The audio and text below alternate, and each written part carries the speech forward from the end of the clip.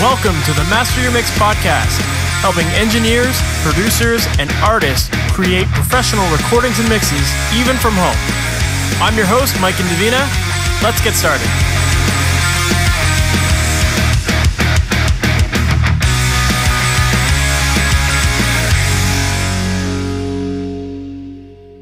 Hey there, welcome to the Master Mix podcast. Thanks for hanging out with me today.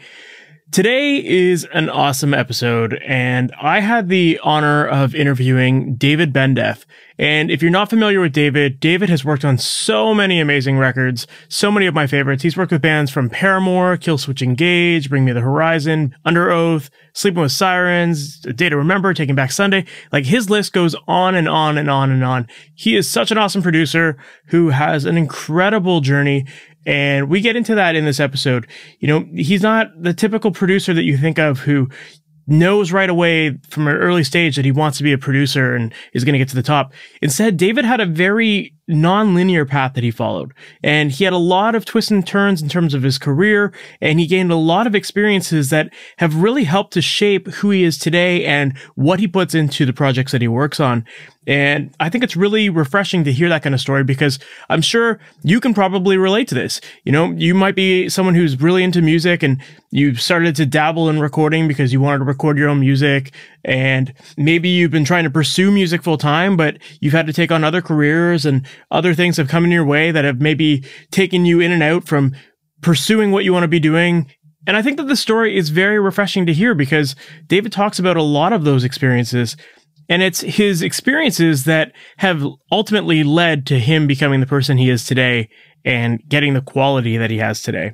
So I know that you're going to find this episode really, really insightful. So let's not waste any time. Let's just jump right into it. All right, David Bendeth, thank you so much for being on the Master Your Mix podcast. It's great to be here today. For people who might not necessarily know your story, can you give us a little bit of background on how you got into music and how you got into production? Music, well, I grew up in London, England in the 60s.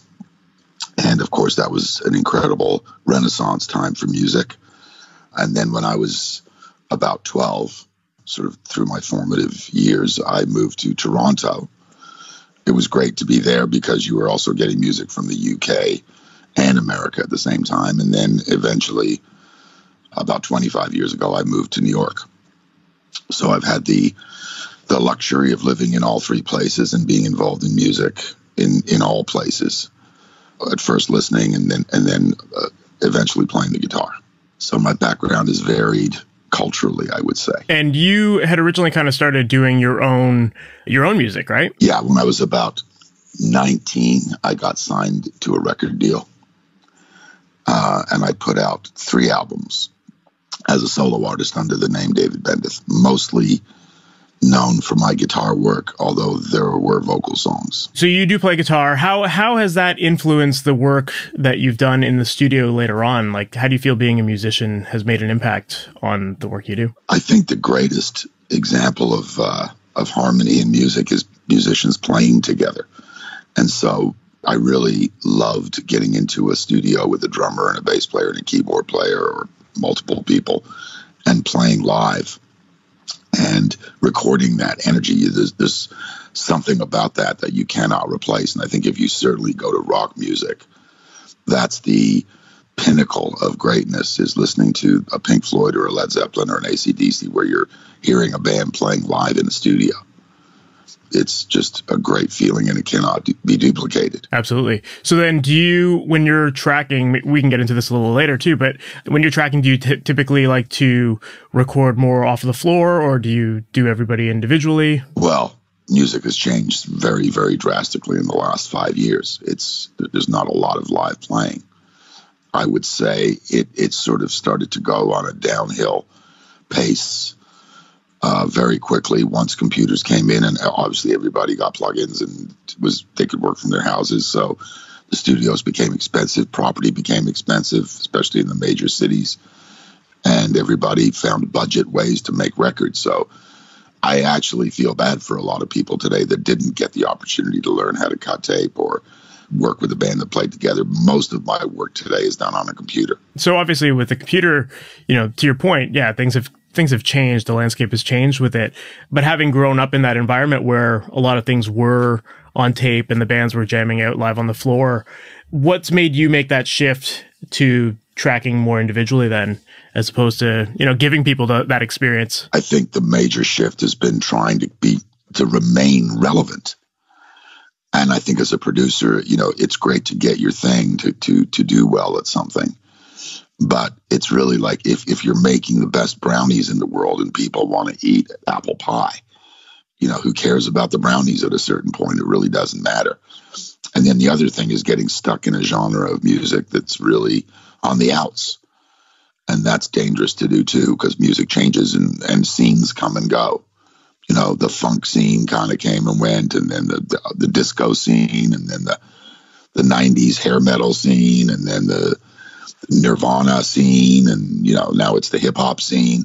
So you've got to remain somewhat relevant and understand what that music is and how it changes, and know how to make it when it comes. And looking back at your discography and having listened to some of your solo music as well, you have definitely made that evolution in your career. It sounds like earlier in your career, you were focused a little bit more on, it sounds like some of your music was pretty funky and more kind of, you know, poppier, laid back, kind of lighter rock music maybe. And now you've moved a little bit more towards some heavier genres. Is that because of these trends in music? Like, do you ever see yourself getting into like the hip hop world? Because damn, that's the thing. I know this is going to sound crazy. Yeah, my first love, actually. I mean, I'll just tell you the story real quickly. Sure. So I grew up listening to British pop music, you know, Cliff Richard and the Shadows and Helen Shapiro and Dusty Springfield and all these artists that were kind of a copy of American soul artists, but they were sort of white British people. And then when I moved to Canada, you know, the rock scene, it was the 60s. So it was Jimi Hendrix and Cream and Led Zeppelin. And so, you know, I went through that scene. And then somebody that was a great musician sat me down in a room when I was about, I want to say like 16, 17, and said, look, your music is crap. All this rock stuff is crap. If you want to hear good music, you should go back to the masters of the 50s and the 60s here. And then he sort of sat me down and played me. He got me high. First of all, he got me really high. And he said, I'm going to play Bitches Brew by Miles Davis. And that record really blew my mind. Like, I couldn't believe how crazy it was. A very experimental record and very daring record, played with the best musicians in the world at the time. You know, Herbie Hancock and Wayne Shorter and Lenny White and all these great people. And so that really opened up my whole world. And then I sort of stopped thinking about blues guitar for a minute, which was my main thing, because I loved the blues. And somebody once told me if I couldn't play blues guitar, I couldn't play guitar, which is also very true. I believe that. And sort of now it was jazz. And so my goal was to try and do something more jazz and experimental, which is what my first record was as an artist. So the evolution of my music sort of started very early in my career, and it very much changed. Now, when you say about, you've looked at my discography, there's a lot of rock bands on there. There's a lot of Warp. You know, it goes from what, Killswitch Engage, Breaking Benjamin, to Red Jumpsuit, to Paramore. I never asked for a lot of these bands. They came to me. So it was like, you know, what did I really want to do? I wanted to make experimental jazz records and soul records like Earth, Wind, and Fire. And I ended up doing, you know, Papa Roach and Bring Me the Horizon. I don't know. It just happened. And I can't really tell you why. I just think, but maybe my mixing got better, and certainly maybe it was my arrangements or my writing. I'm not sure, but you kind of go where the waves and the wind tell you to go, especially if you're making a living doing it. But can I tell you it was something that was my plan, my goal? No, not at all. That makes sense. And it certainly seems to be kind of your career trajectory as well, to just go where the wind goes. And, you know, it sounds like you've been not only an artist, but you've had experience in the A&R role. And then from production, you've experimented in a lot of different genres there. So it seems like you're very much of that kind of headspace of just go where the wind goes. I'll tell you what it was. You know, it was a matter of survival. It's a matter of survival, staying around music and being close to it. sometimes doing things that you didn't want to do, but at the same time, you knew you had to do them because you were in a lineup and you had to have some kind of success where you could continue being around music. So there was never quite a good marriage between, music and business. It really wasn't married ever. It was always a nightmare. It was always a train wreck. As we found out later on, now we're all fighting for our rights as writers and producers and artists with all of these streaming companies. It's never really been any different. We were fighting with the labels before. I mean, I took a job at the label just to see what the hell was really going on. I spent 18 years at a label. I was a staff producer. I was mostly making records. Most of the time I wasn't, sitting in an office all the time. I was in the studio. But I wanted to get one of my friends told me the other day that I've had 9 careers. And I always thought that was funny. And then I sort of thought about it and I went, well, that's not that funny. It's actually true. And so I've been able to I wouldn't say I have a really amazing knowledge of one thing, but I've got a very well-rounded knowledge of many things. And I think that kind of makes me and defines what I do. And I'm sure that experience comes through in your work every day. Yeah, sometimes it's really depressing, though, because you know what's going to happen and you know the business. And so it's like you're doing things like I've had a lot of success, a lot of big records that sold millions. And I can honestly tell you, I never knew that one of them was going to do it. It was all about the timing and the management and the record company and the fans. I don't think we ever sort of sat down and said, let's make a hit.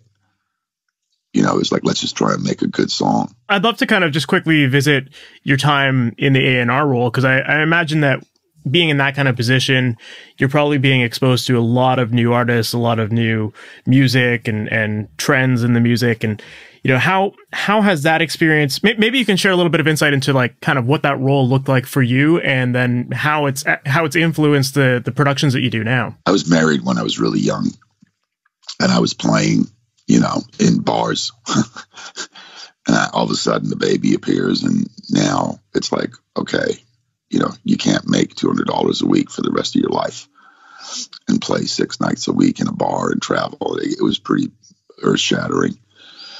I could barely pay for diapers and milk.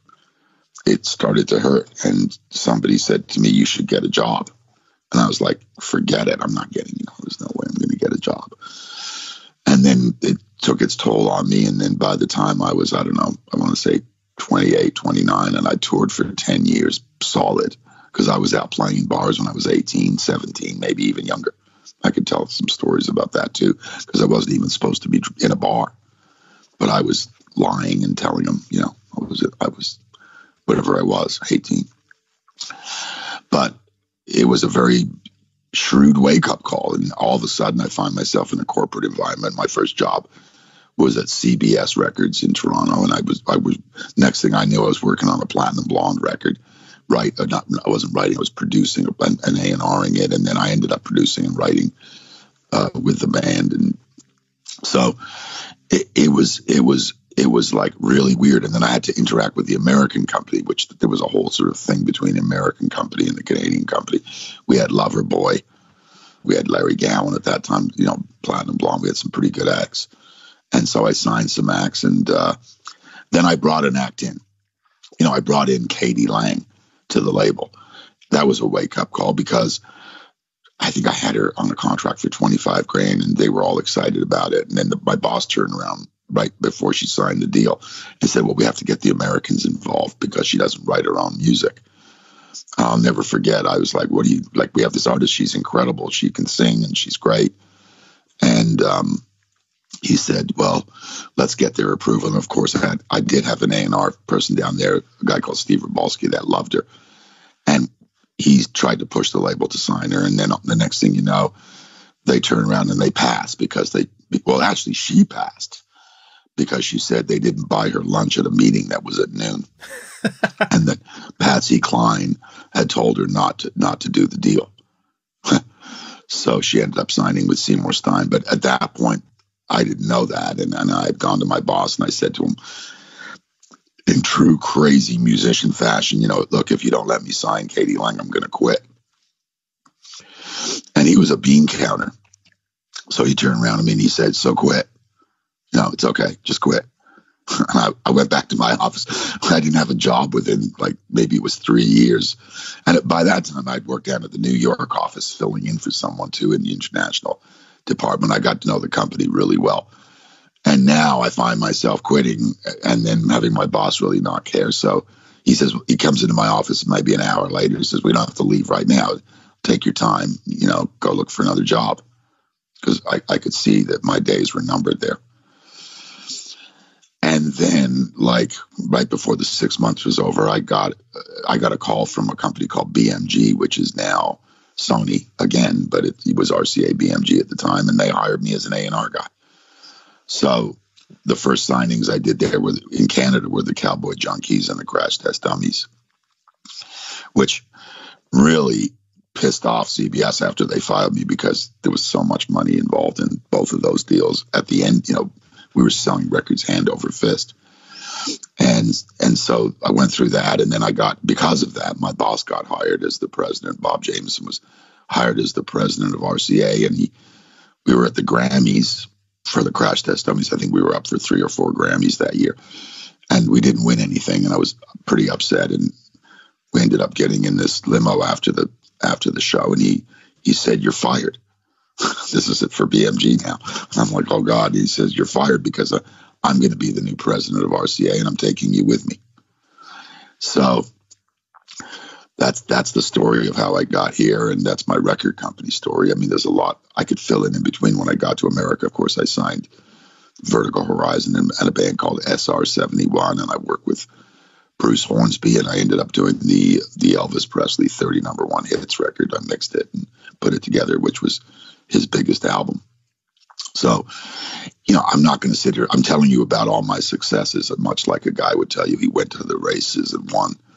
What the races that he won, but there was some lost races too, obviously, and it was a very frustrating time for me, because everything I thought I had written should be huge, like every A&R guy thing. Yeah, well, that's amazing to hear. I think that it's great that you did mention that, there are a lot of lost races along the way, because, sometimes people lose sight of that, right? They just see the people who are succeeding and they think it was that fast, easy race to get there. And, it is reaffirming to hear that kind of story of some struggles along the way. Yeah, I mean, I think with A&R, it's a struggle because it's like you got to have 1 in 4 hit. So you better know what you're doing. And you're also gambling on people. I mean, I can't even begin to tell you the amount of incredibly talented artists that I had signed that blew my mind creatively, but they just couldn't get it together. Some of them were scared of success. Some of them couldn't write beyond a certain point. Some of them had terrible managers. There's a plethora of reasons that somebody doesn't make it. People used to ask me all the time, what is it that defines a successful artist? And it's really not one thing. It's a combination of determination. And I would say, honestly, the real true test of anything in our business is based on how to rebound from failure. That's the real test. I would agree with that for sure. It's interesting to hear you say, to focus on the team behind a person, behind an artist or a band, and kind of that determination and resilience. Because, you think of, a lot of people tend to think of A&R as this role where, I think there's this dream where people think that, well, if I have a great song and I get it in the hands of an A&R guy, I'm going to get signed and I'm going to blow up. But there is a lot more that goes into it beyond that. Most definitely. I think it's like the stars have to line up. There's so many factors that have to line up. It's like when an artist releases a song and you're supposed to surround that song with 4 or 5 different elements. The one thing would be a video. The one thing would be a tour. The one thing would be publicity. The one thing would be, having a team behind you, good management and steering with publishing. And if you only have one of those 5 things or 2 of those 5 things, it's not a good situation. I've seen artists with all 5 things or 6 things going for them fail miserably. But I can tell you that most of the time that success comes, most of those elements are in play. Yeah, it's really interesting to hear. And that makes a lot of sense. You can't just have a great song and put it out in the world and hope that it blows up. Like, I mean, sure, like there's YouTube these days or whatever, and that's helping people become viral, but there's still more that goes into it. There's still the marketing. There's still the maintenance that goes beyond that, right? Definitely. I mean, like I said, you've got to have those different elements behind you, and you've got to have a good team there, just like anything else in life. You know, it's not, if you've got a new product with anything, it's not good enough just to have a good product. It never was. For sure. Now, in that A&R role, you're obviously listening to a lot of new music and you're trying to find the people that you think have that potential star power. What is it that you were looking for in that A&R role that, you know, would make an artist jump out to you? Was it in the songs? Was it that package? Well, first, obviously, you want to hear a song and go, that's a great song, you know. No matter what the genre of music, you find very quickly that it doesn't matter what's cool and hip at the time. You know, it's really about, is it a great song? Because a great song can go in any number of directions. You can slow it down and have it be an alternative rock song. You can speed it up and you can make a dance hit out of it. It's a great song. It's just a great song. And that's been proven over and over again. So yeah, first thing you do is look for the melody. And I mean, everybody sort of starts to say, you know, well, it's the production or the mixing. It's not, it's the song. You can produce the hell and mix the hell out of a lemon. It doesn't matter. You've got to have a great song. And so it starts with lyrics. It starts with melody. And that's what I was attracted to, first of all, that, you know, and then you look at the package. And if the package, you know, the looks of the artist, if the artist has no style or, you know, there's no image to it, then you know you got an uphill battle, because that's really difficult to do. So, you know, back then a lot of songwriters were becoming artists. You know what I mean? Like the Richard Marxes of the world, the Michael Boltons, people that were great songwriters were becoming artists. That's what happened. And if you look at that today and you apply that same method, a lot of producers are artists. You know.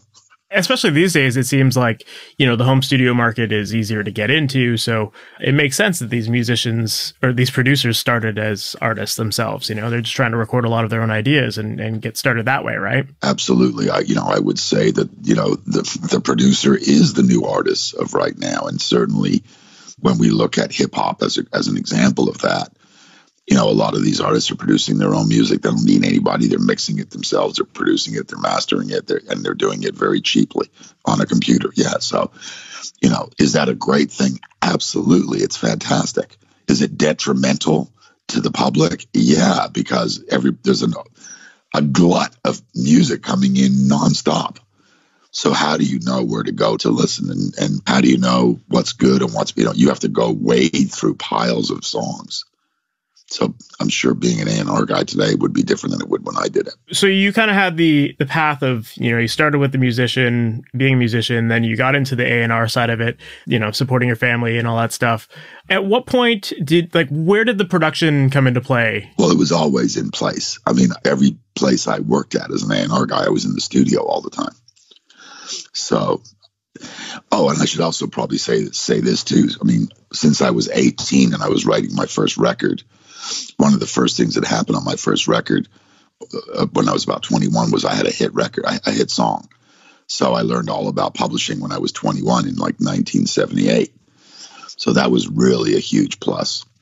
But the whole time that I was working as an A&R guy, my outlet, which was no longer playing live as a guitar player, which I missed like every day, and the ability to write.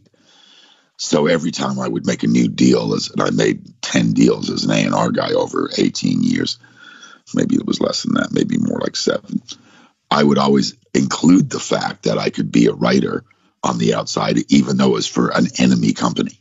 So let's say I was working for CBS, I could sign a Warner Brothers publishing agreement, which I've never not had a publishing agreement in my career. So that's been since I'm going to be older. I'm not even going to tell you my age, but since I was 19, I've always had a publishing agreement.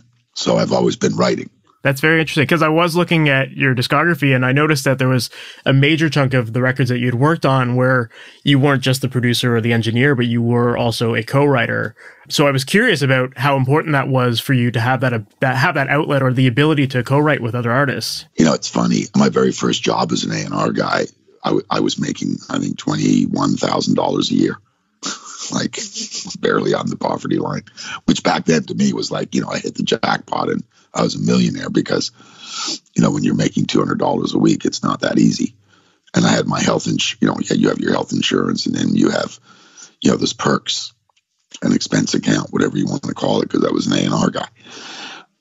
But at that time, actually, it was pretty bleak. My life was, you know, I was going through a divorce and all sorts of stuff, because I got married very young and I didn't really make the right decisions.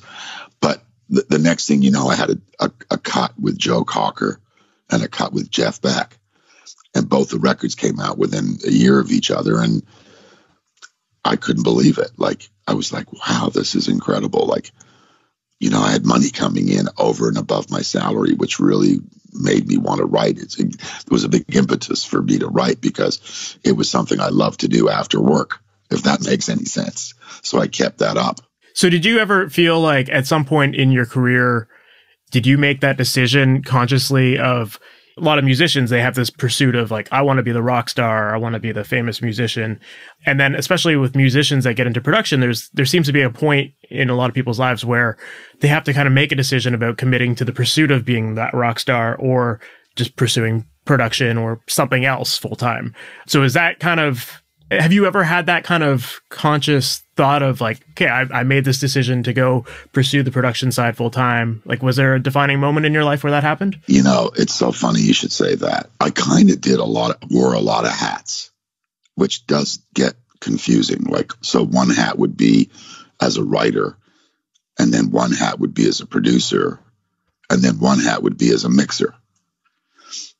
And so you had to define at that moment what you were going to wear, because if you start wearing two of them at the same time, you're really going to get yourself into a whole lot of trouble. And it's going to be somewhat of an Ogliart kind of a approach to making records, which did happen to me on occasions, where you're so involved in the artist that you become part of it in a way that's just not healthy. And so after I sort of had bad run-ins with people and realized that my personality was maybe too overbearing, I decided to learn to separate those things clearly in my head, because they didn't run into each other that well all the time. So then, you know, again, going back to that discography and seeing that you do co-write on a lot of the records you work on, at what point in the process do you discuss or determine your role on that project? Like, are you talking about it ahead of time and being like, hey, I'd love to co-write with you, I've got these ideas? Or is it something that in the process you kind of work on? It's funny, you know, I was never, ever a prolific writer that, you know, if you look at some of the people today that are just churning out records, you know, it's like, it's incredible. Like, they wake up in the morning at 8 o'clock, have a bowl of Wheaties, and like start writing songs. Like, take a guy like Ryan Tedder, who's an incredible songwriter. He doesn't do much else but write songs. It's really difficult to be Ryan Tedder, the producer, Ryan Tedder, the mixer, at the same time. And I think the same thing goes for mixing. If you want to talk about the great mixers, Serban, you know, Genya, and you talk about, you know, Manny Marroquin and guys like that, they don't wake up and do anything else besides mix. And so I didn't enjoy doing one thing, is the truth. And so I enjoyed writing songs for an album as much as I did mixing one. And I enjoyed producing a record as much as I did playing guitar. So I decided to do something that was really crazy, which was when I started producing records, my whole goal was to not make any record sound like the next record, as opposed to most people that would try and do a thing and get known for it. I would take on the chameleon of the song with the artist instead of making it David Bendeth. if that answers your question. Yeah, yeah. So on that note then of making every one of your records have a different sound to it, what is it like part of your process in terms of just like the equipment that you're using that helps you get that, helps you achieve that goal? Or are you approaching that more from like a songwriting perspective? Like how do you envision that? And do you kind of create like almost like a map of how you want to execute that during a project? That's a great question. And I'm going to tell you what I do and what I did. You know, everything in life that we experience comes from something else. A lot of artists wear their heart on their sleeve and are, let's just take, for an example, U2. I think it's really safe to say that without David Bowie, there would be no U2, because Bono thinks that David Bowie is the most brilliant singer and writer that's ever lived, and he wears his heart on his sleeve. Now, you could listen to The Unforgettable Fire and say, well, it has nothing to do with Ziggy Stardust, or has nothing to do with Aladdin Sane, but the truth is it really does. And inside Bono's head, he's influenced by that. So where I'm going with this is that we're all influenced by many things, but ultimately when it comes down to writing a song, we culminate those experiences and we bring in 3 or 4 different elements. It might be the beat of George Clinton with the melody of Kurt Cobain. We wear our heart on our sleeves. And my concept for making a record was to sit with the artist for long periods of time and ask them what songs made them cry, what songs made them laugh, what songs moved them, and what songs brought back the strongest memories in their lives. And we would sit in a room for 2 hours and we would just play those songs. And it would give me such great insight into what they were doing. And then I would write down my 4 or 5 artists that I should keep boundaries on. So if I was doing, let's say, Paramore, and she was telling me, Hayley Williams, that she loved, Panic at the Disco at the time. But she also loved, country music, and it was Dolly Parton's song or whatever it was. I would, or Joan Jett, she loved I Love Rock and Roll. So I would have my 4 sort of songs in the studio in my head. And if it didn't excite me as much as those songs did that she had played me, then I knew I was going in a wrong direction. There you go. I love that approach. It worked for me on every project because it kept me within the boundaries of what the artist loved. When I say it didn't have to sound like that, but it had to make me feel like that. And I use that approach with mixing as well. I know this probably is going to sound insane, but when I mix certain records, I would listen to certain other records for inspiration because that's what it should do. And if it didn't, then I was on the wrong track. I think that makes a lot of sense. You're right. Like everyone's inspired by something. And I think when it comes to like reference tracks, whether it's in songwriting or in mixing, it's, the artists themselves are going to be comparing their own music against the things that they love, right? That's their standard. Yes. So including those references in your process and trying to emulate some of the production elements in there, I think that makes total sense to have all of that. Because certain records have changed the world. I always had my 10 records that changed the world. When I say that, they changed music forever. Once that record was made, it changed everybody's life. And it changed culture. And so I realized very early in my career how powerful music was. In other words, it was Superman to me. It could instantly take a snapshot of the past, and it was the best time travel I had ever seen in my life. And I recognized and respected that power so much, the ability to be able to hear a song and have that song take you back to a moment in your life where you were struggling with suicide, or you were struggling with your parents arguing or divorcing, or you were struggling with failure at school, or you were remembering your first love and your first kiss. It didn't matter. The power of that was so overwhelming, and the ability to be able to time travel instantly and put yourself in a good place was something I respected so much, and something something I tried to do in the records that I made,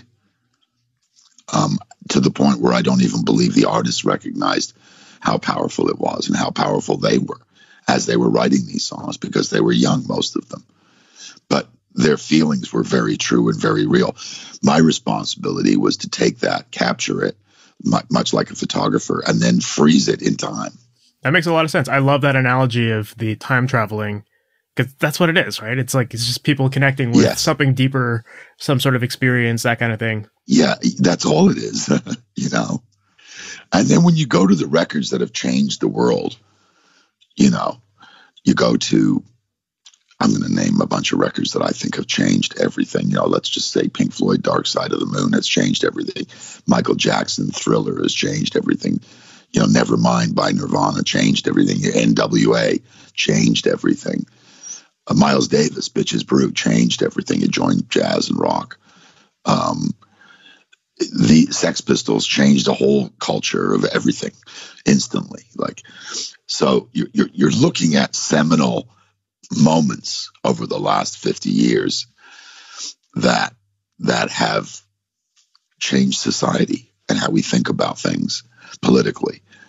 And it's incredible, you know, and it still is incredible. Music mirrors society. It mirrors the times. And I've always respected the great songwriters, the ones that have the ability to reflect it without making an opinion on it. In other words, so if you want to talk about war, then go ahead, but you don't have to point fingers.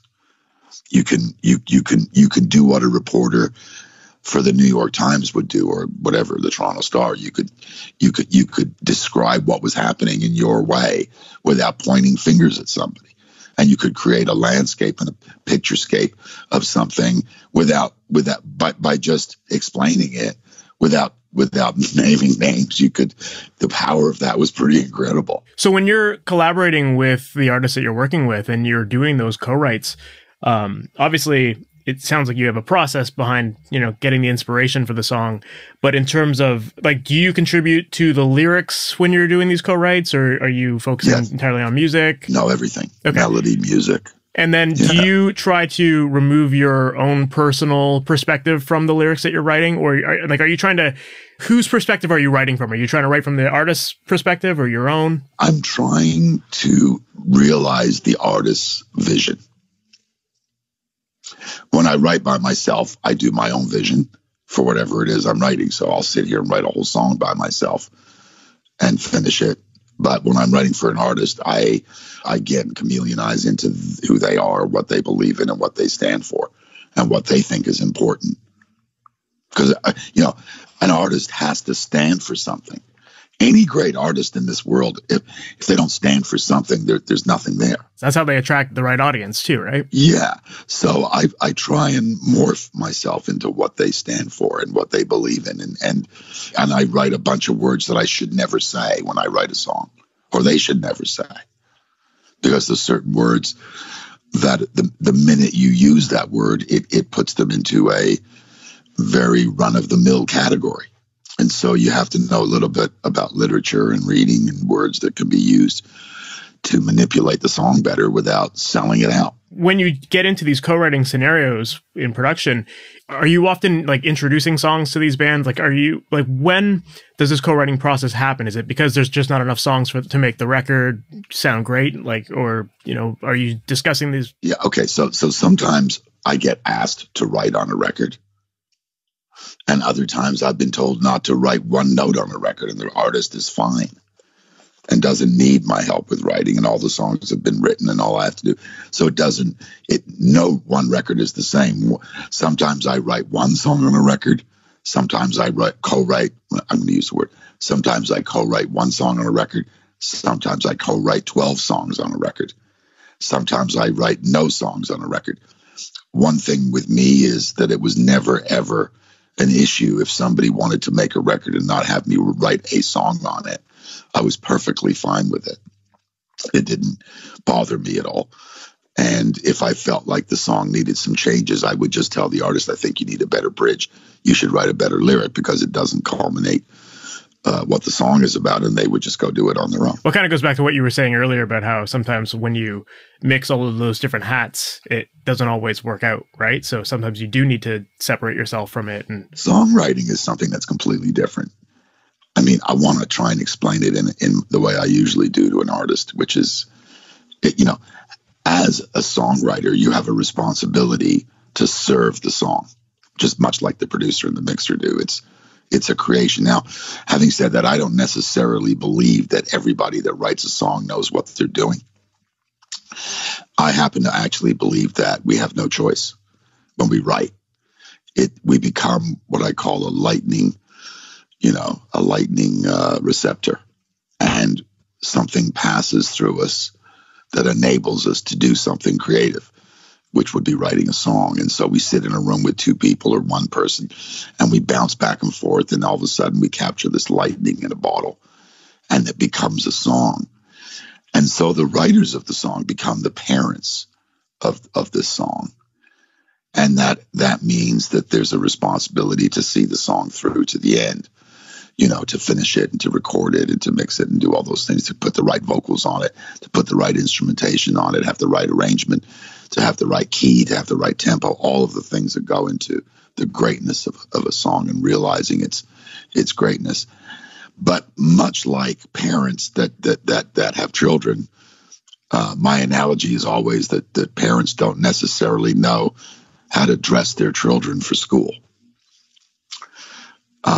And that sometimes we put brown corduroy pants and a yellow sweater on a song, and it just wants blue jeans and a t-shirt, or maybe it needs a tuxedo. I think that's the job of a producer. A producer is supposed to realize what the song should wear and help the parents to deliver that job with all its fingers and toes. So I use that analogy because not every artist knows what's right for their song. And there's many different ways to do a song. So another thing I'll do is I'll try and do a song 2 or 3 different ways completely, which is very arduous to do, but has really paid off for me in certain instances. Different arrangements, different yes, whatever. It's going to give you a different feel altogether. So if there's one that resonates a lot more than another, then that's the winner, right? I think so. And it's happened to me on multiple occasions where I'm supposed to do something that the song is asking me to do, but then there's something in my gut that tells me that it's just too generic, and it doesn't make it stand out from another song. You start, as others have said, with an intro and a verse and a chorus and a pre-chorus and all that other crap that goes into a song and a breakdown. But the truth of the matter is that that's not necessarily the element the song really needs. It needs more imagination, more thought. Yeah, you just have to experiment. You have to find what works best, and yeah, and be open-minded. You have to commit to your decision making. Yeah. At what point do you commit? Is that just like when your gut's telling you, okay, this feels good, like this is it? It is. And the problem with that is dealing outside of that. But once you start dealing with the manager and the label, and they basically turn around and say, you're out of your mind, this is not what is on the radio right now. That's happened to me multiple times. It's not hip. It's not cool because it's not on the radio. Well, I always thought as an A&R guy, especially that was the stupidest thing I'd ever heard in my life. Because the minute you do something that's current right now and you put your record out 6 months later, it's no longer relevant. So the idea would be to do things that no one has done yet. That makes a lot of sense. I think about that a lot too, because, even though these days you can release a song right away, it doesn't mean that it's going to get on the radio right away and compete with all those other things. And, if something out there is already doing it, then, it's been done. So how do you differentiate yourself? Yeah. I mean, what makes your stuff stand out from the crowd? And again, I think that's got a lot to do with going to those 4 or 5 elements when you begin with to make you feel a certain way. Again, a great example is, Paramore, when I was listening to The Pretenders and I was listening to Tragic Kingdom, and I was listening to Joan Jett and all those records, it had to sound like that or feel like that. And I knew that we were doing something different as I was making the record because it didn't sound like anything else. At moments it did. But as a body of work, it didn't. And I think I knew, okay, this is special. I don't know if it's successful, Actually on that record, which ended up selling 3 million records, I remember turning it into the label and having them tell me I needed another song, and that Chad Kroeger from Nickelback was going to write one, which he did. And they said I didn't have a hit. They were convinced there was nothing on that record that was really any good for radio. And of course, there's a song on that record 20 years ago called Misery Business that came out and was #1 everywhere.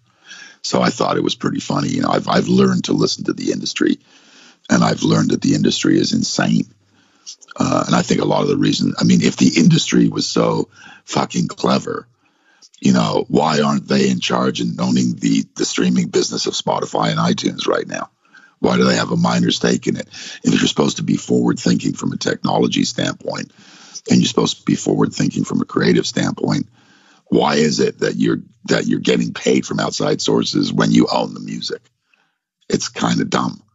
Yeah, it makes a lot of sense. The music business is definitely never been much more about making money. Certainly trying to bring in creative people, but it's kind of backfired, because if they would have bought in technological people that were coding, they could have built their own websites and be selling their own music, which now, of course, we as songwriters and producers and musicians and writers, we're all paying that price because they forgot. So how do you go about making that argument that what you feel is right, and that, you're talking about that Paramore record, they're saying, well, you need more hits. And I feel like that's just such a record label thing to say, because it's obviously in their best interest to have hit songs. But like, how do you make that argument of like, look, we actually have something great here. This is something that, the artist resonates with, believes in, and that we can connect with more people with. And like, how do you make that kind of argument? It's funny, the label was actually, the guy at the time was John Janik, who's the president now of Interscope Records, who's an incredibly talented, successful guy. And the management were strong. And it was the president of Warner Brothers that was making the call that we didn't have a hit, of worldwide Warner Brothers. What was interesting was when it came from push to shove, the creative people stepped in and said, of course the artist looked at me when I said do a Nickelback song and almost, threw books at my head and freaked out, it was a nightmare. But you let it work itself out. You do that. There's not much you can do in a situation like that. It's happened on multiple occasions. I always look at every experience like that. Like I'll go to my Breaking Benjamin records. When I started mixing those records, everybody told me to quit mixing because my mixes were the worst things that they'd ever heard in their whole life.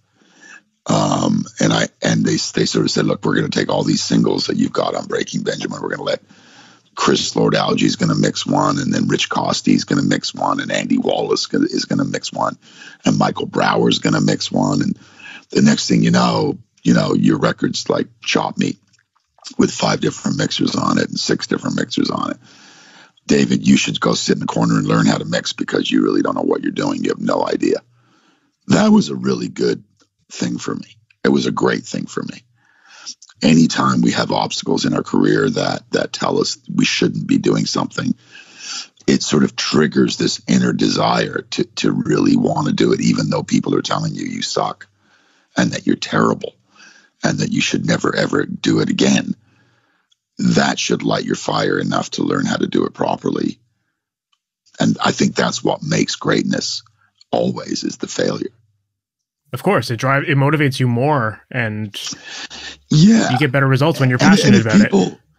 And if you start listening to people around you that tell you can't do something, and there's some validity to it, and you ask them what it is that they don't like about what you're doing, and they give you honest feedback because they know, then you're really going to do well, because you'll learn how to do it properly. Yeah, that's a really good point too, just actually accepting feedback. Which gets me to my next point. Now that we've got a business where everybody's satellite in their bedroom, making these records, it's very difficult to have that interaction anymore, because who are you getting feedback from? Well, you're getting feedback from other people that have a computer that are doing what you do. So the actual craft of it is different than it was, and the technology is completely different than it was.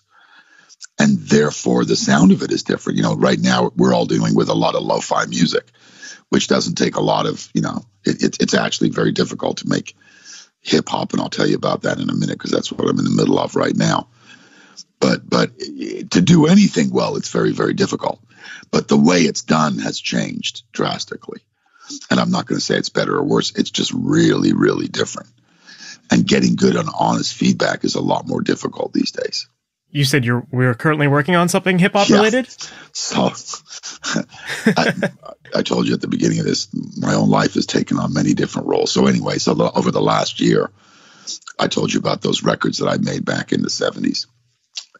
They were soul records, you know, and people started, major producers in hip hop started sampling my records and just stealing them and like using 30, 40 seconds of it and putting it on a hip hop song and then slowing it down and then putting their own beat to it, even though it had drums and bass, and they get rid of the drums and bass pretty easily, but use the melodies and stuff. Anyway, so last year, this happened to me like 3 or 4 times where like a major producer in hip hop would steal one of my songs and then put it on. Then I would have to go sue everybody and fight it. You know what I mean? All that regular crap. Because today that's what the music business is. It's like, I can steal your song and you won't be able to find me unless you hear it. And then if you do, you have to come and get me. And then you have to prove that I did it. That's what the whole business is based on right now, is robbery. It's like almost everyone's taking that it's better to ask for forgiveness than for permission. Yeah, like I would confront some of these. Like I would just write the producer of the guy that was using my song and go, "Hi, I'm David Bendeth. I'm not dead. I'm not dead. I'm actually a record producer still and a mixer, and you've stolen my song." And so anyway, this happened like 3 or 4 times. So I was thinking to myself, well, this is kind of crazy. Like, why don't I just start making my own hip hop loops? And I did. So my whole thing was like, well, it can't be that complicated. I mean, all they're doing is taking like recordings and lo-fiing them. And so forget about like stealing someone else's recording. I'm just going to make it because how I used to make it. So I called this company. There's a company up in Canada called Kingsway Music Library. And there's a guy that's incredibly, incredibly successful that runs that company called Frank Dukes. I don't know if you've ever heard that name before, but if you haven't, it's somebody you should know, because Frank Dukes just produced Post Malone. He's done Kanye West. He's done Taylor Swift. He's a fine Canadian that's incredibly talented that started this Kingsway Music Library. And I sent him these 3 or 4, examples of people that stolen my shit. And he said, and I get a call back from one of his representatives going, "We'd love to have you." So over the last 4 months, all I've done is make hip hop loops, and I've got a hip hop pack coming out next month of 20 hip hop loops, that I made from scratch. And I guess the way that works is that you can buy it for $30. And then if you want the stems, each individual track, it's $80. And then if you use it on a record, they got to pay you producer and writer credit. So yeah, I told you I was changing with the times. That's what I've been doing. I've been working. Actually, I should also mention I didn't do this on my own. I went up to Toronto and worked with some incredibly talented people that have worked with Drake and Post Malone and Justin Bieber, and like young kids that are super talented. That's awesome. I was kind of joking very early on when I asked if you were going to dip into the hip hop genre because of just the change in the wind, Yeah, I mean, that's rock amazing. became the new jazz. So you said that the hip hop world is a little bit more challenging than you thought it would be. What is that challenge? Well, the challenge is to, again, do something that doesn't sound like anything else. I mean, the instructions from Frank Dukes at the beginning of this project was don't make things that are already there. Try and come up with something special, something different. And the challenging part of it was sitting in a room with one of these fantastic writers who actually is an incredible pianist, and a great, he's like 25, 26. His name's CVRE. I don't know how we pronounce it. Maybe it's Care. And actually, the first day we started, he got a Justin Bieber cut he's got Justin Bieber's new single, so he's very talented. But it was like we would sit in a room for 2 hours. We would play an idea in a certain key at a certain tempo. I would play guitar, I would play keyboards, he would play keyboards, synthesizers, and we would just jam. And then we would go back over it and then pick out 30 seconds where it was magical. And then we would take that and then make it into a loop. And then another kid was there, this other super talented kid, and he would start to manipulate it and Shane make things go backwards and cut, edit, chop it. And then the next thing you know, you got a loop. So it wasn't just a matter of just grabbing 30 seconds. It was a matter of knowing which 30 seconds to grab, knowing what to do with it, and then creating it sonically so that it worked.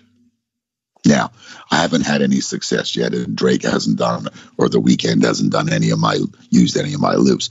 But I have to tell you, I'm incredibly excited about this pack, and it comes out in April. That's amazing. I'm really interested to hear it because, I think one element of hip hop that I don't really work with too much hip hop myself, but the drums are obviously something that is like providing that beat is something that is massive in the hip hop world. It's the foundation of everything for the most part. And one of the qualities of your work that I've always really admired is the production of your drum tones. I think, like, especially when it comes to snare sounds, like you have this great way of getting snares to cut through a mix, and like while still sounding like really full and like they've got a lot of body and weight to them. That's like, to me, that has been, even though you earlier said that you want every record to sound different, I think your drum sounds have always kind of had this David Bendeth tone to them. I mean, let me explain. And I was wondering if you could share some insight. Let me just address that immediately. So when I'm making these hip hop loops, they have no drums or bass on them. So it's 40 seconds of just music. So the idea behind it is that the producer, whoever that is going to put their own beat to it and their own bass line to it and their own vocal on top of it. So these are just the musical loops that go behind the track. Now you can imagine that's like gagging David Bendeth, no drums and no bass. Got it. So when you try and do something and make it interesting like that, you better have some good musical ideas, some hooks. So it's all about hooks. But speaking directly to the drums, my favorite records always had incredible drums on them. And I had a very, very high appreciation of certain records where the drum sound was just like, holy shit, how did they get that? But I think it started really with somebody like Trevor Horn, where I would listen to Frankie Goes to Hollywood, or I would listen to Grace Jones, Slave to the Rhythm, or I would listen to Scritti Politti. Like, these are real 80s records where people spent a lot more time on the drums. And then of course Michael Jackson's records, which, you could never understand how they were so full and so big, but they were so dry. There was no reverb. So if you listen to Rock With You, and you realize it's just a bass, drums, and a guitar basically on it, but it sounds incredible. It always blew my mind how you could mix something like that and make it sound like the beat and the groove was forefront. And so that became my challenge, in my own head, like, how do I get drums to do that? And I realized very quickly that it was the combination of having the right guitar sounds and the right bass sounds that accompany the drums, that give the drums that power. And it was never one thing. Using the Paramore record is a great example. People always say, you could get the Paramore drum sound, for example, and put it on a record, but it wouldn't really mean anything unless you had guitars and bass that matched that drums. So it was always, the experience was always what I called, what would I call it? Full dynamic range. There you go. Something where all of the instruments coincided at your ears at the same time. In other words, it was a time-align issue. And so we would start to move things around, like bass and guitar and vocals, so that the drums fit into a slot, if that makes any sense to you. Yeah. So are you talking more in terms of like not necessarily the like amp tone, but more just like the actual part itself and creating space between notes. Well, and that kind of thing? and where the other instruments sit time wise in regards to the drums, where they are. So in other words, if the guitars are on top of the beat, the first thing that goes is the attack of the snare drum. If the bass is a little bit wonky, you lose your kick drum. So it was a matter of moving things around until the drums were at the right place sonically.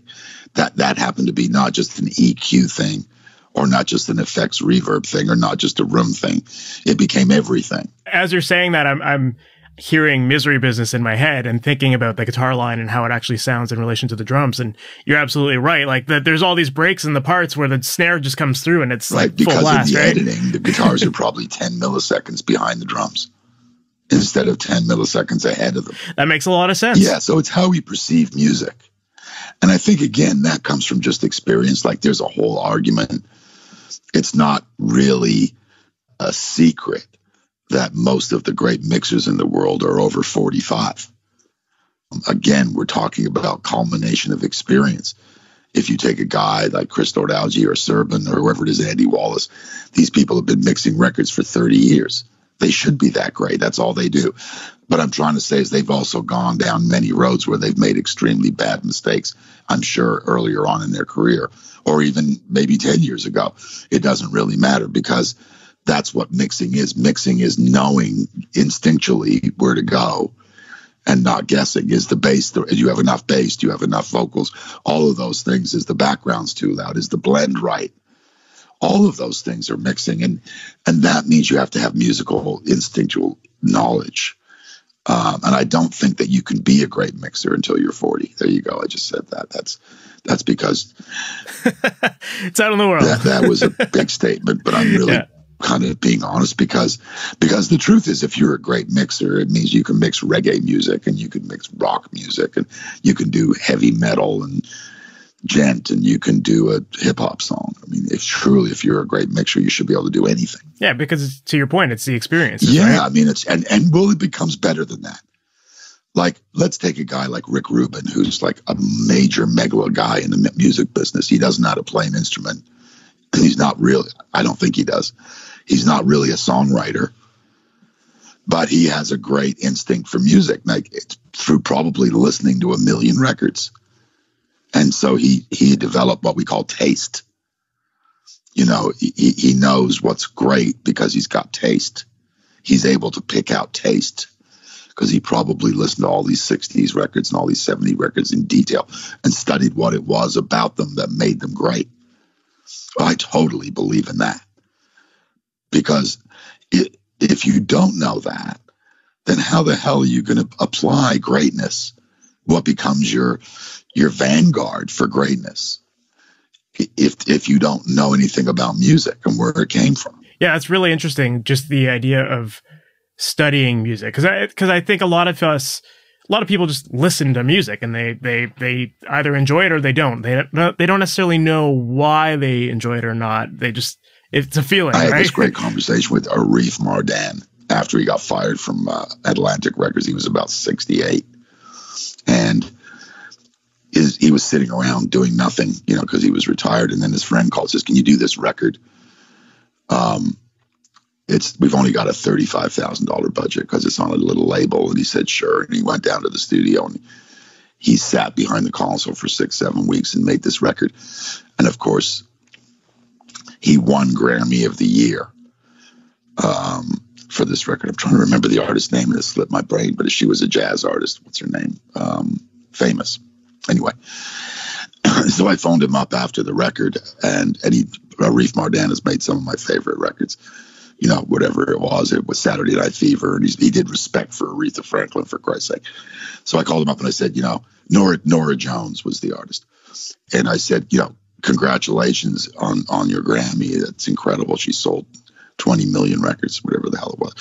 And he said to me, "David," he says, "give me a break." He said, "Honestly, I did nothing.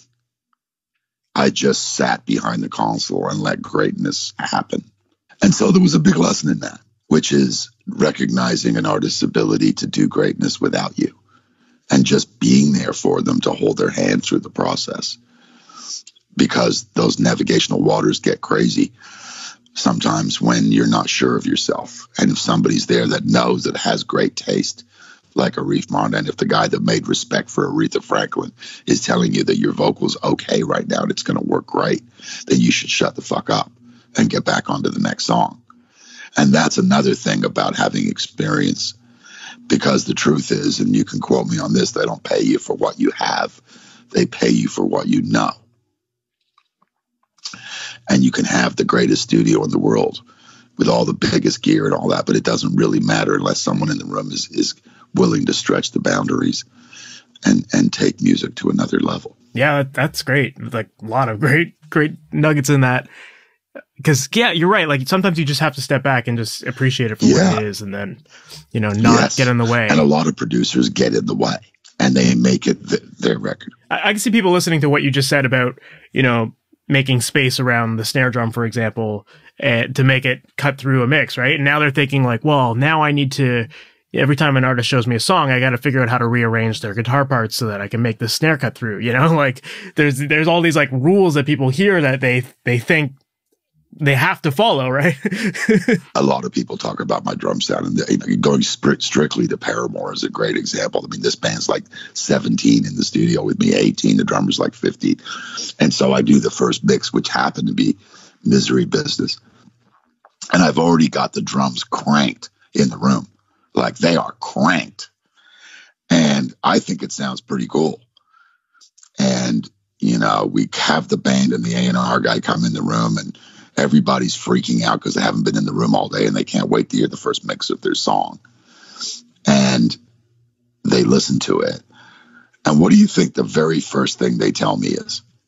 Turn up the drums. So my instinct is, of course, you're insane. They're so loud now. Why would you do that? So I remember sitting there, listening to my, quote, perfect mix in my head, and starting to move the kicks and the snares and the room mics up a dB to 2 dB, and listening to it and going, this is absolutely stupid. And the band are jumping up and down, as is the A&R guy. And so that was the mix. Me, when I listen to it, the drums sound fucking loud, it's like they are, but they sound amazing. Now you listen back to it and they sound really loud, but they sound good. So the whole record was mixed like that, where the band would come in and go more drums. And in my head, they were fine. In fact, they were too loud to begin with. But that's the thing about perception. When you get into a studio and you're a producer and you're a mixer, you have to go on your own instincts, of course, but they might not necessarily always be right. Maybe, and sometimes 2 dB on an instrument is huge and does change the way the future of the record goes, just based on a sound that's different. And that's a good example of one. I think it was the songs that changed it, but certainly the music played a part in it. I think sometimes as producers and mixers, we lose our perspective of what good is, and we err on the side of safe, because that's what we're supposed to do. We're supposed to make everything, I remember working for certain producers back in the day at Phase One Studio, and my job was to look at the tape machine as an assistant engineer and tell them when they were going into the red. They were overloading the machine. And of course, it was wonderful because it just basically broke down the song and made it distorted in some weird, great way. And I'll never forget, I think it was Bob Ezrin that said, he said, "Do you hear any distortion, Bendeth?" And I was like, "No." And he goes, "Then take some fucking masking tape and put it over the VU meters." And everything went out the window. The whole theory of distortion was gone. And that was the end of it. I kept looking over at the tape machine, and all I saw was, doubled masking tape over the VU meters, and nothing was lit up. And it was like, does it sound good? And I was like, God, it sounds fantastic. And then I stopped thinking about technology and how my favorite records started to become ones that broke the rules of recording. You have to ignore all that. You just, like, people do get so focused on like the visual element of mixing, especially now with, like, you know, it being in the box and meters everywhere and, you know, those red lights. Exactly. Right. It's like those things, they're there to like trigger you to make you think you're doing something wrong. But if it sounds good, it is good. Imagine if Butch Vig turned around on Nevermind to Kurt Cobain and told him he was playing the wrong guitar through, he needed a Les Paul instead of a Jazzmaster or whatever he had, Jaguar. And he needed a cleaner sound. And he was playing sloppy. Imagine if Butch Vig would have done that to Nevermind because he was a technically clever producer. You know, Butch Vig was a genius for letting Kurt Cobain do whatever the hell he wanted. And it breaks the rules. Absolutely. You know, even to go even further back, it's the idea of like distortion on a guitar, right? Like back in the day, people might have thought, well, you can't distort a guitar. That's wrong. But now listen to what we've got, right? Yeah. And I mean, and then having Andy Wallace mix that record, who had mixed Whitney Houston records before that. Andy Wallace had been doing it for years. Andy Wallace took everything messy about the production and made it into the most incredible package from a mix standpoint. He made it all clearer and understood. I'm sure they didn't like that too much. I'm sure Kurt Cobain didn't love the record, but Andy Wallace was the one that made it palatable for everybody. Listen, you can go through many records. You take Nine Inch Nails, you know, any of the great music and the mixers that are involved with it. And it's not simple. It's quite complicated, and the recordings are quite complicated, and it becomes an art of making something complicated simple. And that is the most difficult thing to do. Much like when you're writing a simple song, it's the hardest thing to do. And I think these days too, people have this tendency to because they can add so many elements to it in a Pro Tool session, and they're not limited to the number of tracks like tape, and you know they do tend to just overload things and add tons of samples and whatnot just to, you know, give it something different and to have it in there. But there is something to be said for just keeping it simple. It is, and everybody has a different idea of lo-fi. You know, lo-fi started years ago with alternative rock, and now it's become the mainstream for hip hop. And is there great lo-fi? Yeah, there's great lo-fi and there's terrible lo-fi. You know, it's like, you know, there's certain frequencies that are hits that you shake your head, but then you realize how powerful the song is and you stop thinking about the recording itself because the song is so great. And I think that's very common right now. And part of the magic of the music. It's great because most people in their 40s don't like hip hop. You know, they like, a lot of people are talking about 80s rock now more than they ever have, and just old rock. But you have to remember that kids today that are 12 to 16 that are on, you know, TikTok, whatever they're on, where they're getting their music, Spotify, you know, they love the fact that you hate hip hop. In fact, if everybody loved hip hop, they would hate it, because when we were young, we hated the fact that our parents loved our music. The problem with rock music was that parents liked their kids' music. That's what happened to rock music.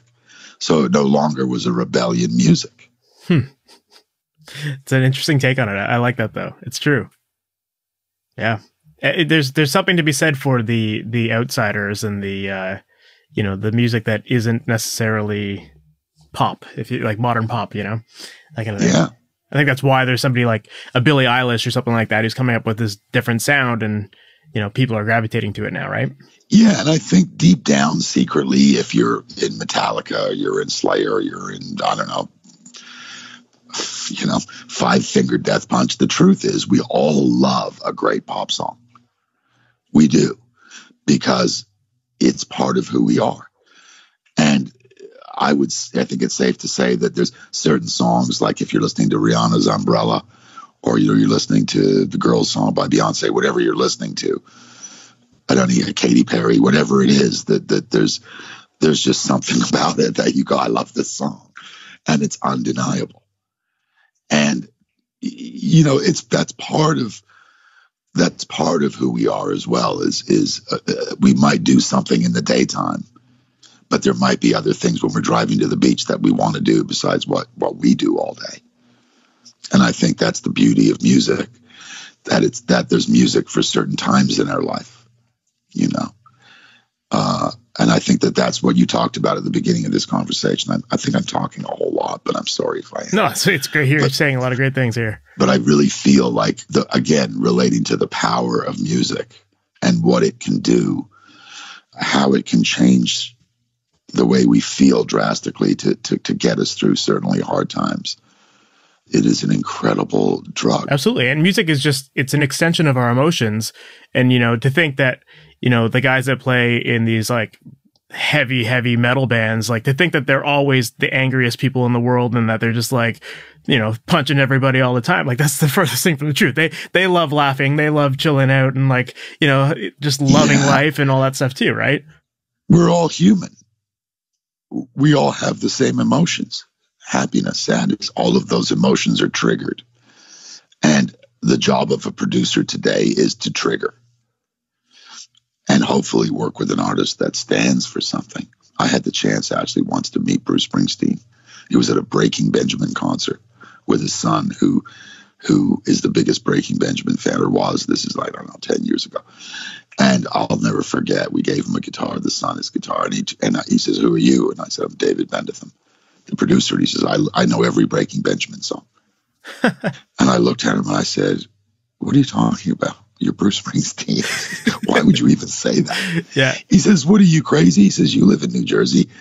I drive my kid to lacrosse, to baseball, to hockey, to everything. What do you think? I don't live near every place. I got a 40-minute drive everywhere. All we listen to is Breaking Benjamin in the car." He says, "You got a lot of bottom on your guitar, Bendeth, and on your bass, and a lot of big drums." I said to him, "Well, yeah, we're in A sharp. You're in E." You know, so I said, well, he starts asking me all these questions about Breaking Benjamin records, which I thought was insane. But you know what? He was a father trying to appeal to his son's likes. And he had no choice in the car but to listen to them and sing along to these Breaking Benjamin songs, which blew my mind. But I said to him, you know, "Bruce, you have to answer me a question now, because it's something I've wanted to ask you for a long time. And I'm not a big Bruce Springsteen fan. I'm going to tell you, I don't have all your records. I love your music, but that's not what I says. Why is it that you play a 4-hour show?" And he starts laughing, you know. Imagine a 4-hour show. That's a long show. It's exhausting. Every show is 4 hours. "Why do you think," I said, "why do you think all these people would come to your 4-hour show?" Because I couldn't sit. He looked at me, he says, "David, I couldn't sit through 4 hours of anybody else." He says, we do take a 20-minute break. He said, "We do. You know, it's not 4 hours straight. We take a 20-minute break. We have a beer and eat a sandwich, and we come back and do another hour." So I said, he says, he says, "Nobody's ever asked me that question. Let me think about it for a minute." He went to get a beer and his son's, he says, and he comes back and he says, I think I know why.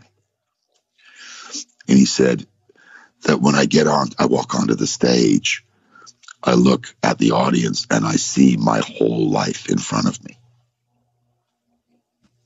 And I look at the audience and they see their whole lives in front of them. And then it no longer is a 4-hour concert. It's kind of like having all these people in your living room for Thanksgiving that have been for many years. I was like blown away. I feel like that's like the perfect thing a Bruce Springsteen could say, right?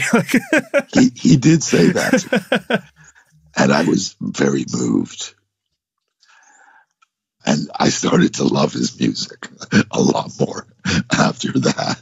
I have to tell you, I started to listen to Nebraska a little more closely. Because the power of that is, again, obviously incredibly powerful, you know. And I think the same thing applies to Post Malone or Kanye West or Taylor Swift or whoever is right now the flavor of the month. The fans are connecting with it in a way that's over and above the norm. Yeah, it goes beyond the artist. Yeah, the songs take on their own life and live forever. So as people that are in a supporting acting role, producers, mixers, engineers, all of that, our job is to realize how important it is for us to do that. And we're not always successful at it. But we have to do that. We have to recognize the importance of our role. Definitely. I found it funny that you'd mentioned that Bruce Springsteen commented on the low end in your mix and how you always have like a lot of big bottom end in there. So obviously that is one of the things that appealed to him and that stood out to him. And it's something that I've always found in your mixes as well. He had a good system in his Range Rover.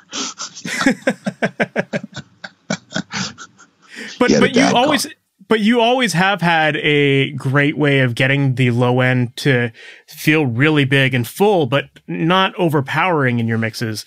And so I was wondering if you can comment a little bit about your approach to bottom end when it comes to either drums or bass and how you get that to really feel tight, but still big.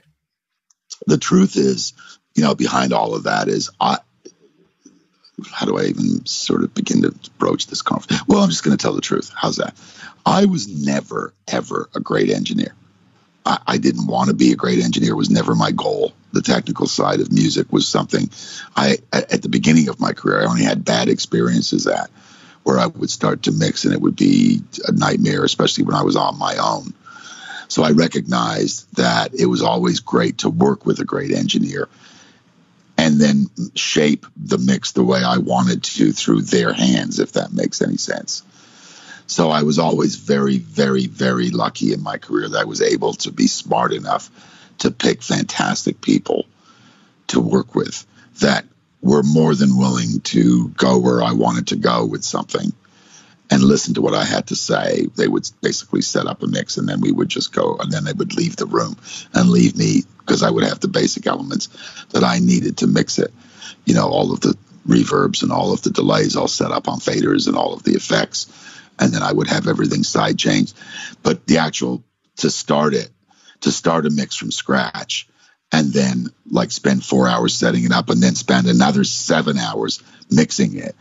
By the time I remember setting it up, the last thing I wanted to do is hear the goddamn song again for 7 hours. Because by that time I was completely burned on it. That's the truth. So I'd always really, through all my mixing, worked with different people in that role, and I would call them mixing engineers. Certainly they were engineers. Certainly a lot of them were mixing engineers in their own right and talented. But I can tell you that the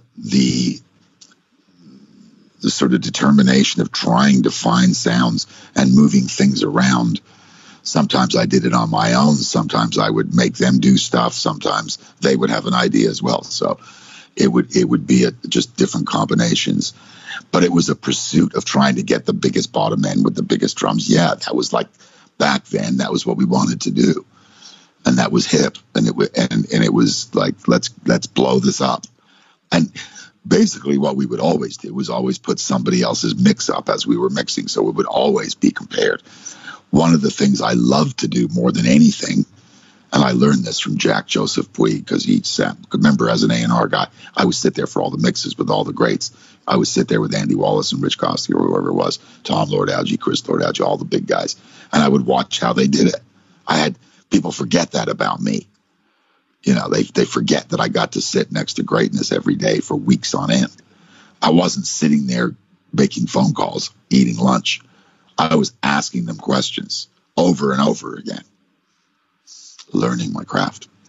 Anyway, it was about matching somebody's mix and getting it to where they had it and then beating it. And that was always the goal. So you would start by making it as good as your favorite mixer and trying to match the bottom end and the drums, and then expanding that idea. And that's how I did it. That makes sense. Like, what's your stance on samples, for example? Like, are you adding a lot of samples to your tracks and using that to help? It depends on the record. Like, if we had an amazing drummer and he had a great feel, you don't want to screw it at all. You just want to try to like leave it and you just lightly add stuff in. Because the minute you start putting samples on snare fills and tom fills with a great drummer that's playing with dynamics, you're really getting yourself into some real trouble because you're just sucking the performance out of it.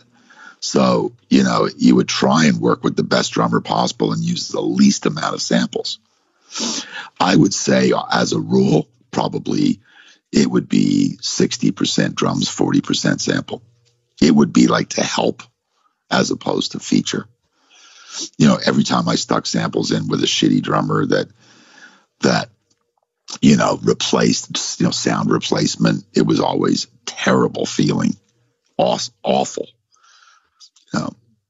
No different than if you start editing a guitar player's DI and you're like trying to put it in time. It's like any kind of feel that's there is gone, and you end up listening to everything perfectly in time, and it sounds like, you know, like you're in a hospital. I feel like these days, like the music, especially rock music, it's so sample heavy, and to your point of like getting rid of it gets rid of like the feel of a drummer's performance. And then I always kind of, as I'm a drummer myself, and whenever I watch a music video and I see a drummer in the video hitting their drums lightly, but then you're hearing this like explosion of a snare drum, I can't help but feel like so disconnected from it. Well, you know, and to be honest about that, I'm gonna tell you that I feel like samples and certainly computers and quantizing and digital effects, and I could keep going, have been, in most cases, the death of rock. Because they've taken the very element that we love about it and removed it. The imperfections of rock, the beautiful disaster of rock, is what made it wonderful and special. And the personality of the player came out. I mean, look, as a kid, I saw Led Zeppelin, and I never thought Jimmy Page was a great guitar player. I think people would kill me for saying that. I always liked Jimi Hendrix or Jeff Beck, you know. But people loved Jimmy Page. They thought he was the greatest guitar. He was the sloppiest guy live I think I've ever seen. But Jimmy Page made magic. He did. And you can't deny that creatively. It didn't really matter if he was a great guitar player or not. Listen to the songs he wrote. They were incredible. And his guitar playing really fit well on it. That's what's missing from rock. It's that element of disaster that makes the beauty, or you could say Nirvana, same argument, where Kurt Cobain was never considered to be a great guitar player. He was never a great solo player. But the music that he made matched the band and the songs. So that's gone away now from rock, the personality of rock. You know, I sound like an old person, but fuck, it's so true to me. And I don't hear enough of that in music today, you know, the element of danger. There's not enough danger. So how do you approach your mixes then? Because obviously there is like a standard that is out there today with like rock radio and all that kind of stuff, and having all of that like intensity always being there, but not necessarily natural. Like, what's your mindset going into a mix, and how do you start? Where do you start? Like, how do you determine like, okay, this is going to be a sample heavy record just because it's going on radio or that kind of thing? Yeah, it's funny. I mean, when you're mixing, you don't have a choice. You know, most mixers that mix records will mix anything. They don't really care. So you mix what you're given. It's kind of like when you were 6 and your mother gave you liver and green beans and broccoli and said, eat. And you knew if you didn't eat, you were going to be hungry. So you ate it and you hated it. And then when you were 12, you took the plate and you emptied it in the garbage can and starved. So mixing is like you're sitting behind the console, and you're praying that what you have is great. And what's happened a lot that I think has really kind of changed is vocal tuning. Like, if you get a great vocalist on a rock song, you're really like 75% of the way home. If it's not tuned that much and the performance is great, it really doesn't matter anymore. Like, you stop thinking about how perfect the music is or the samples or the editing. If the tracks are really edited hard and the vocals are really tuned hard, that's a recipe for like, oh, fuck, this is going to be like, very, very generic. So as a mixer, I think your approach should be simple. It's like you're given what you've got. Your job is to make the best of it. But once you're getting it in a mixing stage, there's nothing you can do about it. But make it sound the best you can. That's your responsibility to the client.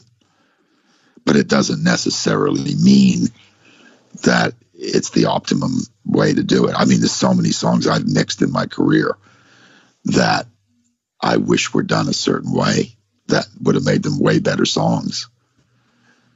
But I think that that's part of music as it passes through us. Our job is to do the best we possibly can with what we have and pray that it does well. So then in your opinion, what makes a great mix? Like, how do you know when you're done it? That's a great question. How do you know when to stop? I mix differently, I think, probably than a lot of people. I start with the drums, and then I get the drums to a place I want to get them. Or if I'm working with loops, I get them to where I want them. And then the next thing I do is add the vocals. So there's never any guitars or keyboards or anything. Background vocals. Just put the lead vocal in with the drums. And then I learn the song. And of course, I demand a lyric sheet because I think it's absolutely insane to mix a song without a lyric sheet. Because how the hell do you know what you're talking about? Exactly. And so that emotion has to be, the mixer has to understand what the song's about and emote that feeling from it with empathy for the lyric. And then balance into the vocals, get them to sit in a place where they're comparable to the drums at ballpark. And I mark it off with tape. First thing I do. And then I put in everything but the main guitars, which is left, rights. I put in the overdub guitars, maybe if there's parts in the verses, and I see where they should sit. And then I find that it's very important for me to move. If something's on the right side, I'll move to the left side physically. And if I can't really hear it, then I know that it's too low if I'm on the opposite side, which is another advantage of working on a console.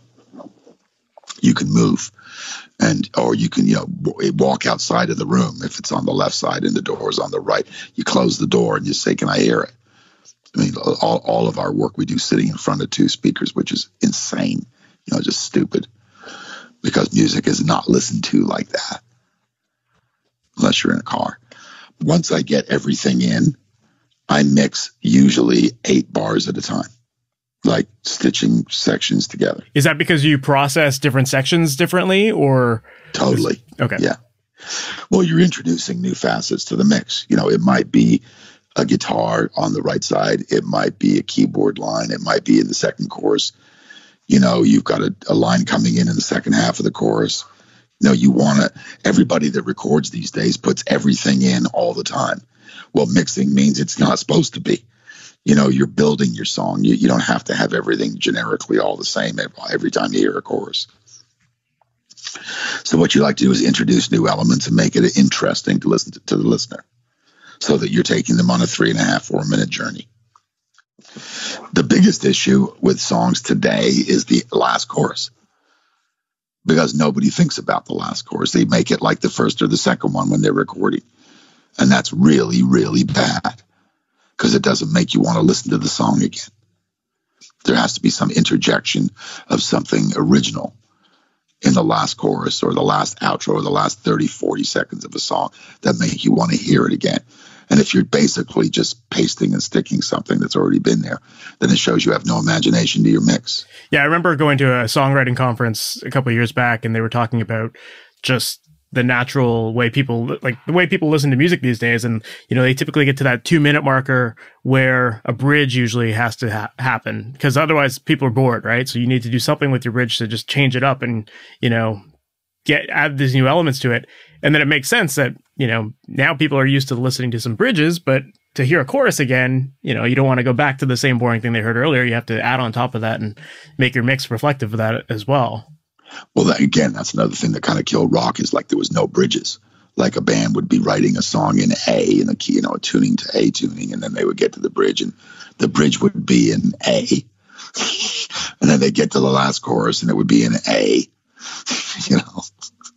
What kind of a journey is that? So it sounds like you've really really refined your process as a mixer, and it sounds like you're very methodical about what you're doing inside of your mixes. And I'm curious, like you had mentioned earlier that some people have said negative things about your mixes, and tried to almost put you down, being like, this doesn't sound that great.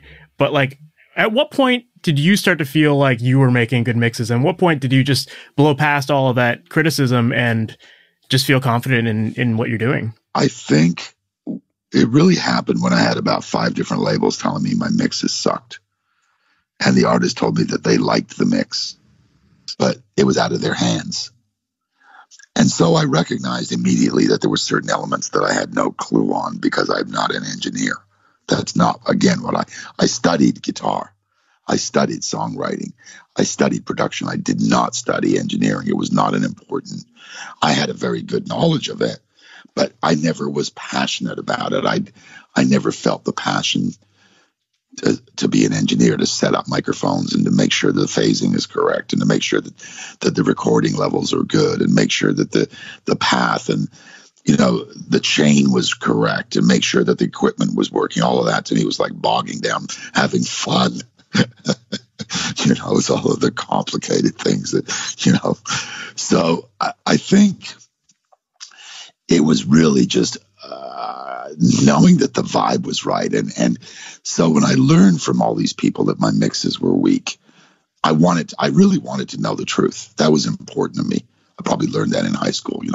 I didn't like the truth a lot of the times, but if somebody was going to say something about me, I always respected people that said it to my face, because it showed a lot more character. And especially when somebody says it with love. If you think somebody has the ability to do something great, but they're doing it wrong, and you can help that person by guiding them, and you respect that person that's telling you the information, then I think it's fantastic, and you can learn something. So I started to learn what it was about my mixes that people didn't like. And one of them was excitement. One of them was the bottom end was a mess. One of them was the vocal levels were all over the place. One of them was it just didn't sound competitive. I mean, each person would tell me a different thing, why it sucked so bad. The frustration for me as a producer was getting mixes back that when they would come back to me, all those things were, quote, fixed. And I hated every one of them. That's the truth. So I ended up being a better mixer out of hatred for the mixes that I would get on my own songs. I just never liked them. So I was forced into it. Because if you say to somebody, look, I don't like your mix, you have to tell them why you don't like it. And I used to have pages of things I hated about them. And after a while, you get sick of telling someone that there's 52 things you hate. That's fair. So what I ended up doing was, after I would get a mix, I would do it again myself. And that's how I learned. I would do what they did. I try to do what they did and then make it better. Yeah. I mean, I would start at a point. So you have to start at a point doing what they do. If you don't know how to do that, then you're never going to make it better. And it kind of goes back to what you were saying about studying other mixing engineers and watching them use reference tracks and comparing their stuff, right? It's the exact same experience. I learned that I was lucky to learn that very early. I was watching a guy called Arif Mardan, the guy I mentioned before that did Nora Jones mix a song by Shaka Khan. And it was at Atlantic Studios in New York. And he had this huge Neve console and 2 tape machines going 48 tracks. And it had drums, bass, guitars, background vocals, keyboards, mini moog. It had so many different elements to it. And he sat there with this engineer and he shaped every single sound. So he carved out places where the music should go with EQ. And I remember it was a miracle. Like, I'd never heard or seen anything like that before. Now, I didn't know how to do it. And Arif had been doing it for already 30 years, but maybe not that long at that time, because this was in the 80s. But I learned that music has to make way for certain things at certain times. And I knew what it was. I just didn't know how to do it. if that makes any sense. So, you know, having everything loud all the time is not a good idea. You know, it's like you've got to make holes and spaces for things. So I started to work with imaging differently, imaging how many things I would have in a certain time. I mean, people say to me on my records all the time, they'll listen to a record and say, how many times did you overdub that guitar to make it sound like that? And I'd say there's just 2 guitars, but they have to be the right 2 guitars with the right 2 amplifiers. And I feel like that's a lot of it, is the way things are recorded to begin with. You know, the minute you start EQing the shit out of recording a guitar, when you start doing it, you're already making the biggest mistake there is, because you're just adding noise to your source. You're not giving it a clear path. You know, if you record something and you're going through a Neve and a compressor, whatever you're going through, or or an SSL, whatever it is, the idea is to make it sound fantastic before you start recording without doing anything to it. That's mic placement, the right strings, the right guitar player, the right guitar.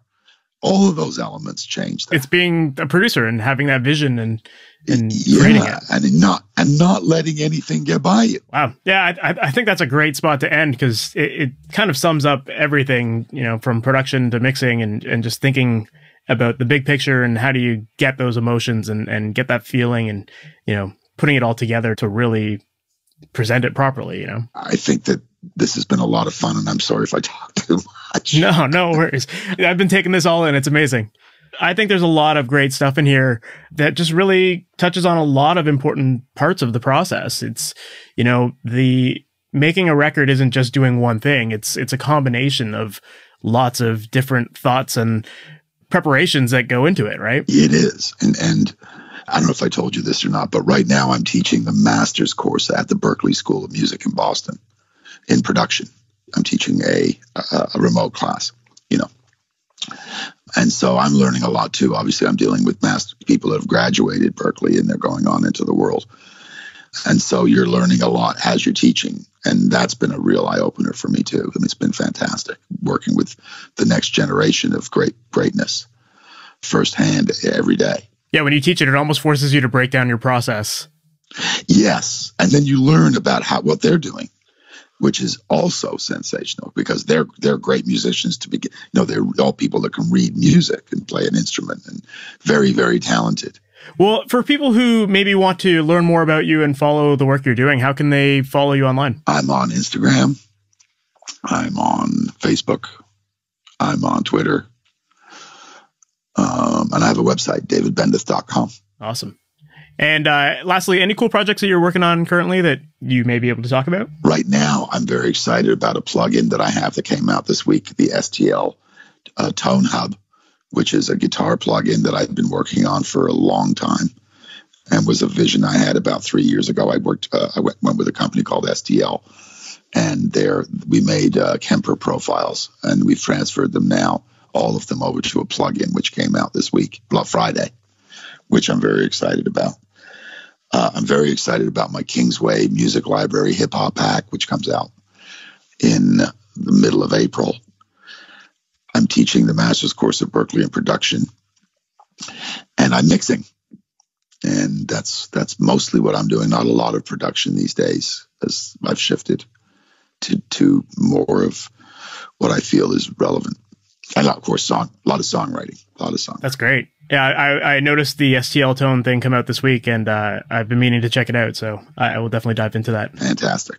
Awesome. Well, David, thank you so much for all of this. Like, it's incredible the amount of knowledge bombs you dropped here, I think.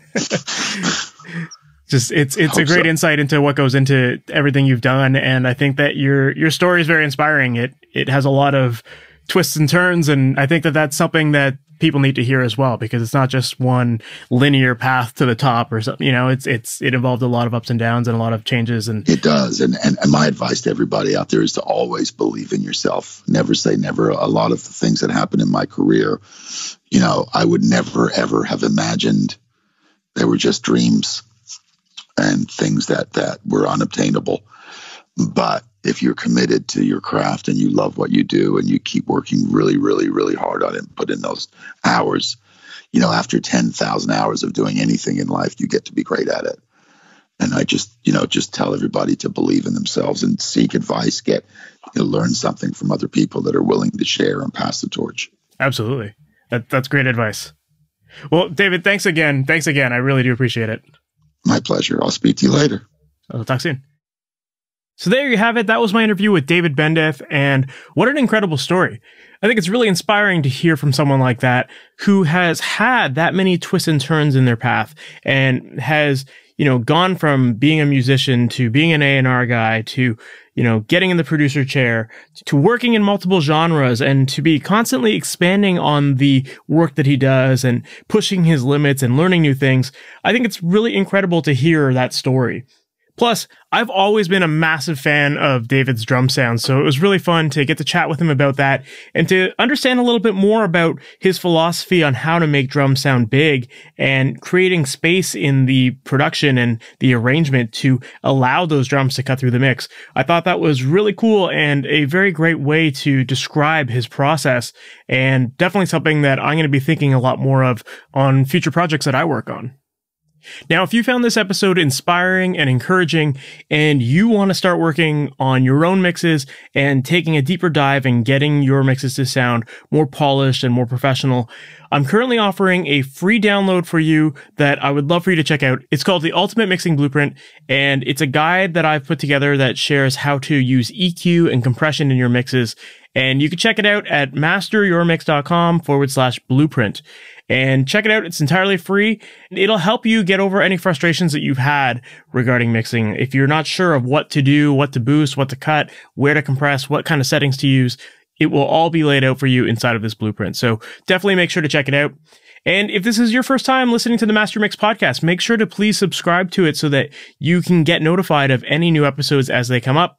And if you're feeling extra generous, I would love it if you could leave a rating and a review on the Apple Podcast app. This just helps me grow the podcast and expand it to a bigger audience so that more music can be created in this world. That's my goal here, is to help musicians like yourself be inspired and to create amazing sounding music from your home studio and feel comfortable and confident putting it out in the world so that you can make a bigger impact and that you can grow your music career and you can inspire other musicians and help people along the way through the message of your songs.